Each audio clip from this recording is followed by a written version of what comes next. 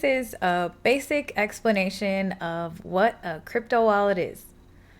When you buy cryptocurrency like Bitcoin, it gets stored in what's called a wallet and has a private key associated with it.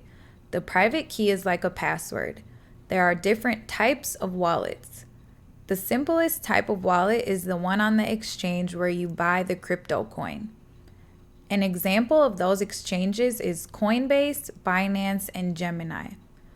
They will allow you to buy, sell, and manage your crypto right on their website or app. You might have heard of the metaverse. These are games that have cryptocurrencies involved in their games.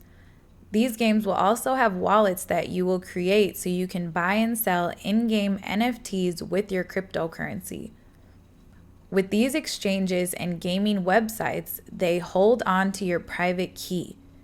You don't have access to it, which means you need to trust the company to keep it safe, just like any online company with your data. If you are like most people who use Amazon, you expect Amazon to keep your data safe, like your personal and credit card info.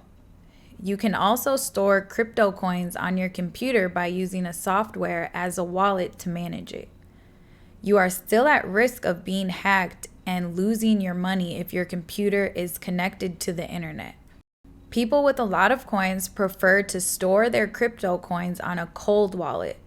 A cold wallet is a device that's not connected to the internet, like a separate hard drive or thumb drive, and your private key is stored on it.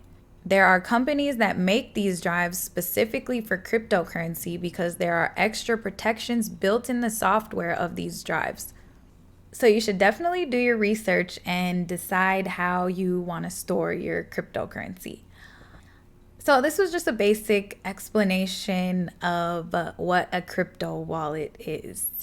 If you liked the video, please press like and subscribe. Thank you.